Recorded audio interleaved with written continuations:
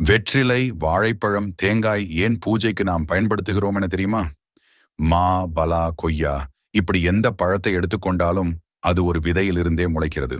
ஒரு மாம்பழத்தை நாம் சாப்பிட்டு விட்டு விதையை போட்டால் அந்த விதையிலிருந்து மாமரம் உருவாகிறது. ஆனால் தேங்காயை சாப்பிட்டு விட்டு ஓட்டை போட்டால் அது முளைக்காது. முழு தேங்காயிலிருந்துதான் தென்னை மரம் முளைக்கும். அதுபோல வாழை மரத்திலிருந்துதான் வாழைக்கன்று வரும்.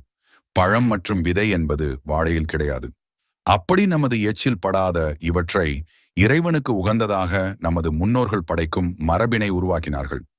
நாமும் இதனால் தான் கடவுளை வணங்கும் போது தேங்காய் மற்றும் வாழைப்பழம் வைத்து படைக்கிறோம்.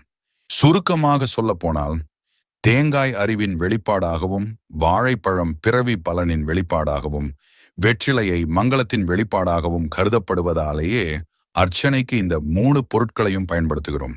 இதை போன்ற சுவாரஸ்யமான தகவல்களுக்கு